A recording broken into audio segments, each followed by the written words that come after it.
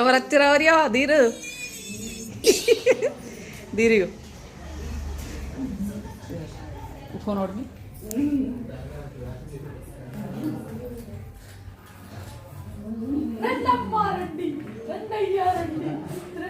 ఎల్లిగడ్డ ఉల్లిగడ్డ ఎల్లిగడ్డ 102 కిలోలు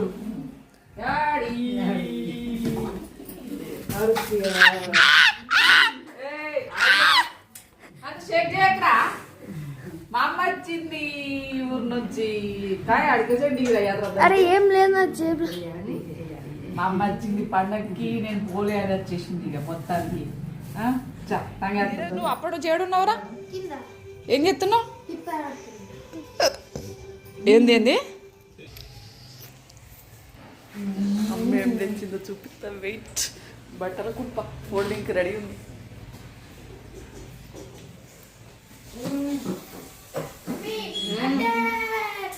దేనికి ఓలేదురా అనిల్ గందా ఎందుకు రానులు ఏముండదురా వాని దగ్గర ఏముంటుంది ధీరజ్ ఏ అద్దు వాని సామాన్లు ఎందుకు తీసినావు రాను షాపింగా లెక్క ఎవరు వచ్చిర్రు చూడు లెక్క ఎవరు వచ్చిర్రే అమ్మమ్మ అమ్మమ్మ అరే అరే అరే అరే అరే ధీరు నువ్వు నీకు తెలుసా అమ్మమ్మ వస్తున్నట్టు కిందనా కిందనే అటే ఆగేద్దాం కుదరాలిదో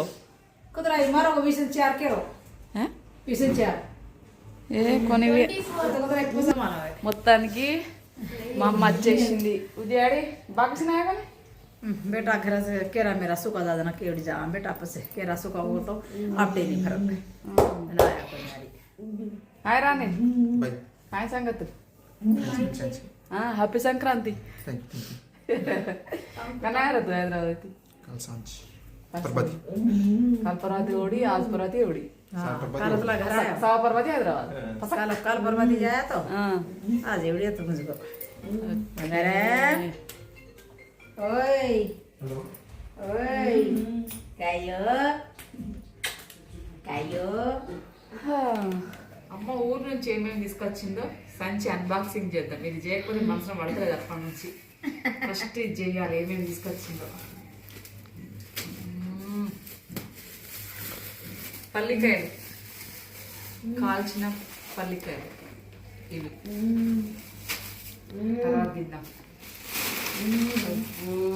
సంక్రాంతి అప్పాలు అప్పాలు అసలు తిరిగి అయితే अपुर तू रखा जरा हड़गाड़ बेटा वही ले जावे तू ही है ना घर ले गए घर को खाओ ही बेटा हम कहीं घर को खाते అమ్మ చేసిన అప్పాలు कैसे टेस्टी బాగున్నాయి కొంచెం పసుపు ఎక్కువైంది కానీ టేస్ట్ మంచిగా ఉంది चलिए आज 30 गली में डबल रोटी पूरा डबल रोटी तो जरा प्रिपेयर की है काला पर मैं सामने भूल गई बड़ा चीज तरह कहीं के लागो अतर तो नो वेस्ट डगर दास का लागो ब्रेड डगर दास का लागो ना हल लाई అమ్మ టాబ్లెట్లు నిమ్మకాయలు सकने यार अदर आदर कहीं ఇవన్నీ సకినాలే ఇక ఇక్కడ చూపిరా మొత్తం సకినాలే సకినాలు నేను చేసిన అయిపోయినాయి किंदे ना की भाई खागे अदर का कितने बड़ा खाए देने एक कदाड़े में कोई अपने उसी घर సకినాలు అంతే इधर घर से ఇంట్లో తీసుకొచ్చింది ఏం తెలియదు ఇంకా అంతే అరటిపళ్ళు ఉండే అడగానే అరటిపళ్ళు తెలియదు మర్చిపోయింది ఇది అమ్మ ఊరు నుంచి తీసుకొచ్చినాయి कहीं खाने नहीं माँ बाप ना खा दिया అండ్ ఇంకా అమ్మను మేమందరం కూడా తిన్న తర్వాత తమ్ముడు ధీరజేమో ఇంట్లో ఉన్నారు. ఇంకా అమ్మ ఇంటి దగ్గరికి వెళ్ళేసి వద్దామని చెప్పేసి ఇంటి దగ్గరికి వచ్చినాము. తెలిసిందే కదా కలర్ వర్క్ అయితే నడుస్తుంది, కలర్ వర్క్ అవుతుంది. లాస్ట్ వీడియోలో షార్ట్ వీడియోలో నేను ఒక ఇంట్లో కూర్చొని కొన్ని పిక్స్ తీసుకున్న చూసి అక్క ఇది మీ ఇల్లేనా అని చెప్పేసి అడుగుతున్నారు కదా, అది మా ఇల్లు కాదండి. సో నేను రీసెంట్గా మేము మేడారం వెళ్ళినప్పుడు దారి మధ్యలో హుస్నాబాద్లో మాకు తెలిసిన వాళ్ళ ఇల్లు ఉందన్నమాట. సూపర్ ఉంది ఇల్లు. నేను ఇల్లు వీడియో అంతా తీయలేకపోయినా కానీ ఇల్లు అయితే అసలు వ్యూ మామూలుగా లేదు, సూపర్గా ఉంది. ఇంట్లో ఇంటీరియర్ కానీ చాలా చాలా హైజీనిక్గా చాలా సూపర్గా ఉండింది. నేను ఇంట్లో వీడియో తీయలేదు, మేబీ ఏమో నాకు థాట్ రాలేదు, తీయలేదు, కొన్ని పిక్స్ తీసుకున్నాము అంతే. ఇంకా అలాగా బట్ మా ఇంటి పైన చూడ వ్యూ అయితే బ్యూటిఫుల్గా ఉంది. మనమంతా ఖర్చు పెట్టి ఎక్కువగా ఏం చేయలేదు, ఎందుకంటే నాది కమర్షియల్ హౌస్ కాబట్టి నేను పెద్దగా ఇంట్లో అంత పెద్ద ఇంటీరియర్స్ పెట్టి ఇల్లంతా కూడా నేను పెద్దగా డిస్టర్బెన్స్ లాగా చేసుకోవాలనుకోవట్లేదు. సింపుల్గానే ఉంటుంది నా ఇల్లు, అంత పెద్దగా ఏముండదు. సో వర్క్ అంతా అయినాక చూపిస్తాను, సో అప్పుడు చూడండి. బట్ అది మొన్న ఫోటో దిగిన ఇల్లు అయితే మాది కాదు. సో అది అండ్ ఇంకా కింద అసలు కూర్చోడానికి కూడా ప్లేస్ లేదు, అంత మొత్తం పేపర్ వేసింది, అంత డస్ట్ కలర్ డస్ట్ అంత ఫుల్గా ఉండింది. అందుకనే పైనుంచి చూసారా వ్యూ, అసలు బ్యూటిఫుల్గా ఉండింది వ్యూ అయితే. అలాగా ఇంకా వర్క్ అయితే మేబీ ఇంకో 1 or 2 months అయితే పట్టచ్చు, ఎందుకు కలర్ వర్క్ తర్వాత ఇంకా వర్క్స్ ఇంకా ఎలక్ట్రీషియన్ వర్క్ ఇదంతా ఉంటుంది కదా. బట్ ఏమన్నా టైం పడుతుంది, అది మన చేతిలో ఏం లేదు. అమ్మకు అన్నీ ఎక్స్ప్లెయిన్ చేస్తూ ఉన్నమాట, ఇది సిట్టింగ్ ఏరియా అని చెప్పేసి ఇదంతా కూడా చూస్తూ ఉంది. మోస్ట్లీ మోకాలు నొప్పులు అని చెప్పేసి చాలా వరకు అయితే పైకి ఎక్కదు, బట్ ఏదో ఓపిక తెచ్చుకొని అలా కొంచెం అయితే పైన వచ్చింది. ఇంకా అలాగా మొత్తానికి ఇంటి దగ్గర నుంచి మేము వచ్చే వరకే 5 అలా అయిపోయింది. ఇంకా వచ్చి రాగానే అమ్మ కిచెన్లో అంత గిన్నెలన్నీ కడిగేస్తూ ఉంది. నాకు ఒక వారం 10 రోజులన్నా కనీసం ఉండొచ్చు కదా అమ్మ అని చెప్పేసి అంటే, ఇంటి దగ్గర మీ నాన్న ఒక్కడే ఉంటాడు, నాన్న కూడా వండి పెట్టే వాళ్ళు కావాలి కదా అని చెప్పేసి అంటూ ఉంటుంది. ఏదైనా కానీ అమ్మ వచ్చినప్పుడు అన్ని పనులు అమ్మనే చేస్తూ ఉంటుంది. మనం ఏం లేదు, అక్కడ ఇది ఉంది, ఏది కావాల్సిన అవి తీసుకొచ్చి ఇవ్వడము, అమ్మ చేత్తోనే వండించుకొని తినడము, ఇంకా అంతా ఉంటుంది.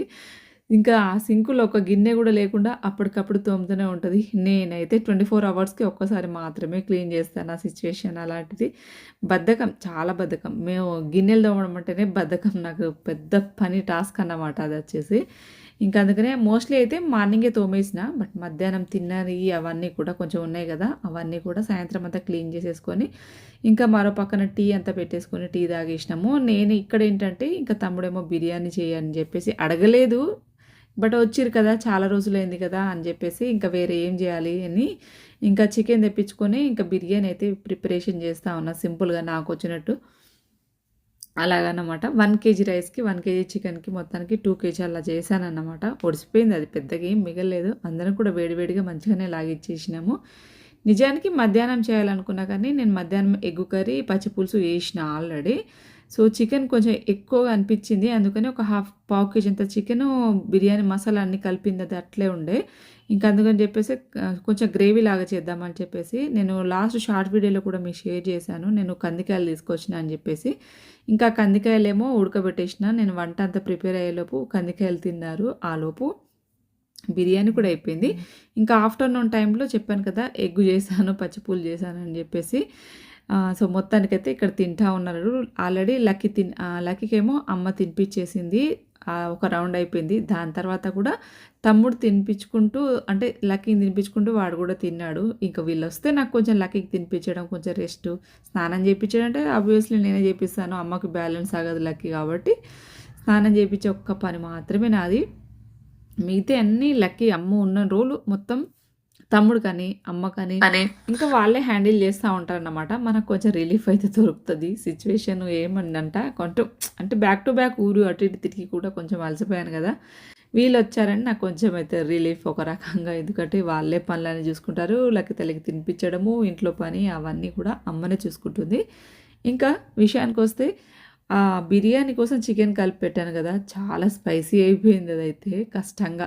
ఇంకా అసలు నెక్స్ట్ డే తిన్నాము, ఆ రోజు ఏం తినలేదు. అండ్ ఇక్కడ వచ్చేసి నేను కూడా ఇంకా బిర్యానీ తింటా ఉన్నాను.